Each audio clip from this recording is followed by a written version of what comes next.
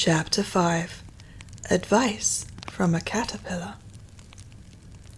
The caterpillar and Alice looked at each other for some time in silence. At last the caterpillar took the hookah out of its mouth and addressed her in a languid, sleepy voice. "Who are you?" said the caterpillar. This was not an encouraging opening for a conversation. Alice replied rather shyly, I hardly know, sir, just at present. At least I know who I was when I got up this morning, but I think I must have been changed several times since then." "What do you mean by that?" said the caterpillar sternly. "Explain yourself." "I can't explain myself, I'm afraid, sir," said Alice, "because I'm not myself. You see?" "I don't see," said the caterpillar. "I'm afraid I can't put it more clearly," Alice replied very politely, "for I can't begin to understand it myself, and being so many different sizes in a day is very confusing." "It isn't," said the caterpillar. "Well, perhaps you haven't found it so yet," said Alice, "but when you have to turn into a chrysalis, you will some day, you know, and then after that, into a butterfly, I should think you'll feel it a little queer, won't you?" "Not a bit," said the caterpillar. "Well, perhaps your feelings may be different," said Alice. "All I know is, it would feel very queer to me."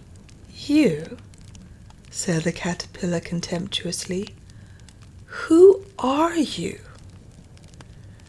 Which brought them back again to the beginning of the conversation. Alice felt a little irritated at the caterpillars making such very short remarks, and she drew herself up and said very gravely, "I think you ought to tell me who you are first." "Why?"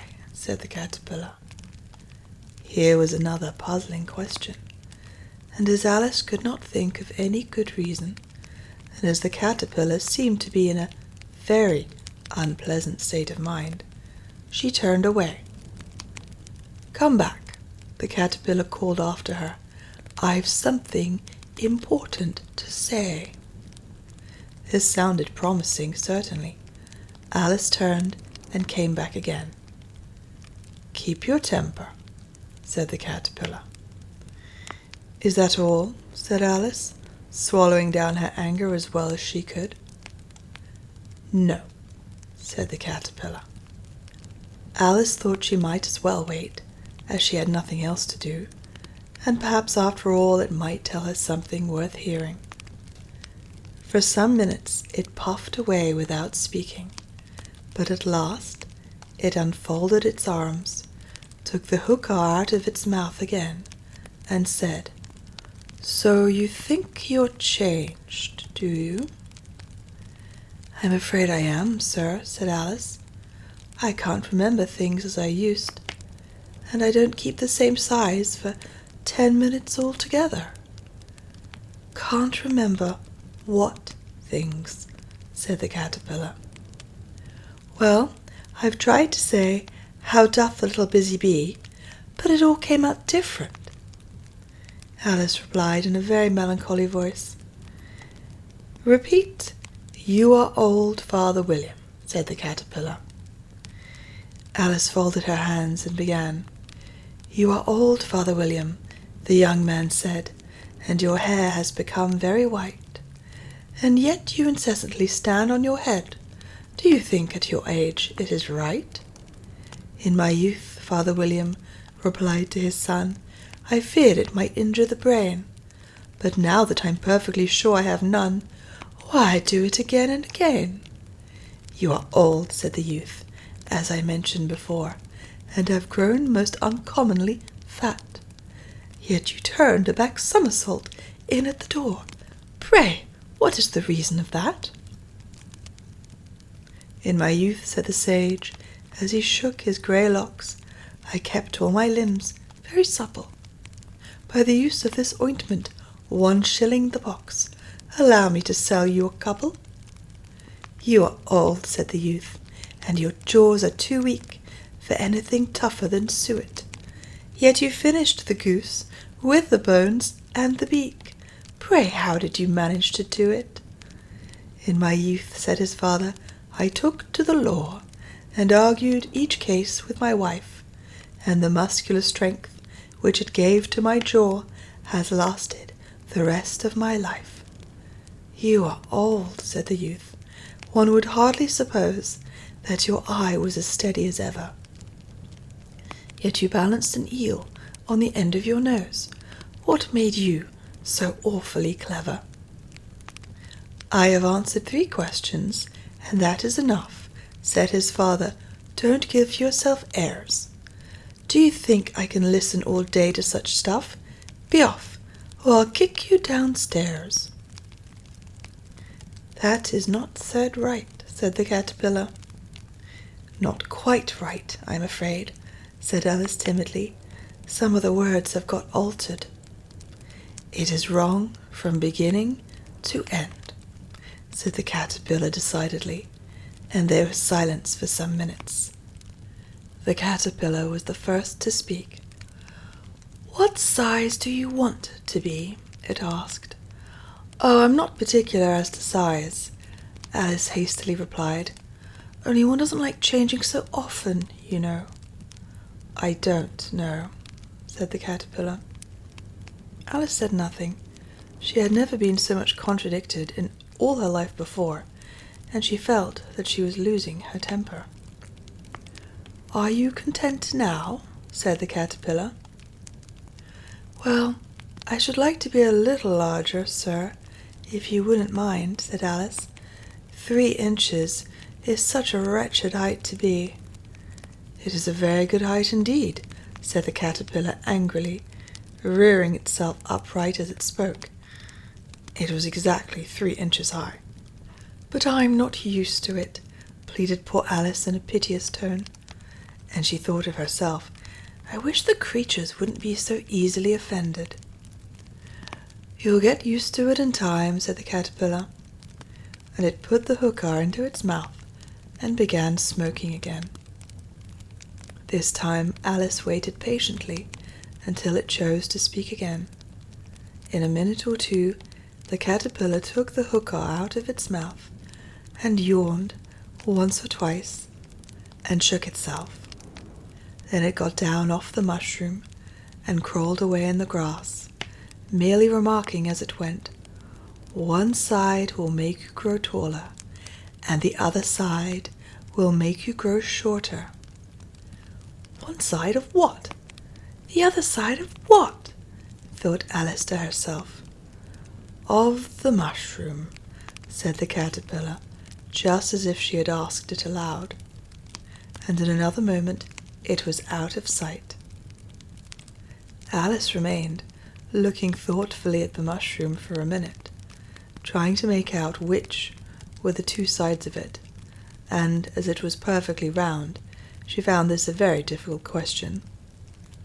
However, at last she stretched her arms round it as far as they would go, and broke off a bit of the edge with each hand. "And now which is which?" she asked herself, and nibbled a little of the right-hand bit to try the effect. The next moment she felt a violent blow underneath her chin. It had struck her foot. She was a good deal frightened by this very sudden change, but she felt that there was no time to be lost, as she was shrinking rapidly. So she set to work at once to eat some of the other bit. Her chin was pressed so closely against her foot that there was hardly room to open her mouth, but she did it at last and managed to swallow a morsel of the left-hand bit. "Come, my head's free at last," said Alice, in a tone of delight, which changed into alarm in another moment, when she found that her shoulders were nowhere to be found. All she could see when she looked down was an immense length of neck, which seemed to rise like a stalk out of a sea of green leaves that lay far below her. "What can all of that green stuff be?" said Alice. "And where have my shoulders got to? And oh, my poor hands, how is it I can't see you?" She was moving them about as she spoke, but no result seemed to follow, except a little shaking among the distant green leaves. As there seemed to be no chance of getting her hands up to her head, she tried to get her head down to them, and was delighted to find that her neck would bend about easily in any direction, like a serpent. She had just succeeded in curving it down into a graceful zigzag, and was going to dive in among the leaves, which she found to be nothing but the tops of the trees under which she had been wandering, when a sharp hiss made her draw back in a hurry. A large pigeon had flown into her face and was beating her violently with its wings. "Serpent!" screamed the pigeon. "I am not a serpent," said Alice indignantly. "Let me alone." "Serpent, I say again," repeated the pigeon, but in a more subdued tone, and added with a kind of sob, "I've tried every way, and nothing seems to suit them." "I haven't the least idea what you're talking about," said Alice. "I've tried the roots of trees, and I've tried banks, and I've tried hedges," the pigeon went on, without attending to her. "But those serpents, there's no pleasing them." Alice was more and more puzzled, but she thought there was no use in saying anything more till the pigeon had finished. "As if it wasn't trouble enough hatching the eggs," said the pigeon, "but I must be on the lookout for serpents night and day. Why, I haven't had a wink of sleep these 3 weeks." "I'm very sorry you've been annoyed," said Alice, who was beginning to see its meaning. "And just as I had taken the highest tree in the wood," continued the pigeon, raising its voice to a shriek, "and just as I was thinking I should be free of them at last, they must needs come wriggling down from the sky. Ah, serpent! But I'm not a serpent, I tell you," said Alice. I'm... "Well, what are you?" said the pigeon. "I can see you're trying to invent something." I'm a little girl," said Alice, rather doubtfully, as she remembered the number of changes she had gone through that day. "A likely story indeed," said the pigeon, in a tone of the deepest contempt. "I've seen a good many little girls in my time, but never one with such a neck as that. No, no, you're a serpent, and there's no use denying it. I suppose you'll be telling me next that you never tasted an egg." "I have tasted eggs, certainly," said Alice, who was a very truthful child. "But little girls eat eggs quite as much as serpents do, you know." "I don't believe it," said the pigeon. "But if they do, why then, they're a kind of serpent. That's all I can say." This was such a new idea to Alice that she was quite silent for a minute or two, which gave the pigeon the opportunity of adding, "You're looking for eggs. I know that well enough. And it doesn't matter to me whether you're a little girl or a serpent." "It matters a good deal to me," said Alice hastily. "But I'm not looking for eggs, as it happens. And if I was, I shouldn't want yours. I don't like them raw." "Well, be off then," said the pigeon, in a sulky tone, as it settled down again to its nest. Alice crouched down among the trees as well as she could, for her neck kept getting entangled among the branches, and every now and then she had to stop and untwist it. After a while, she remembered that she still held the pieces of mushroom in her hands, and she set to work very carefully, nibbling first at one and then at the other, and growing sometimes taller and sometimes shorter, until she had succeeded in bringing herself down to her usual height. It was so long now since she had been anywhere near the right size that it felt quite strange at first, but she got used to it in a few minutes and began talking to herself as usual. Come, there's half my plan done now. How puzzling all these changes are. I'm never sure what I'm going to be from one minute to another. However, I've got back to my right size. The next thing is to get into that beautiful garden. How is that to be done, I wonder?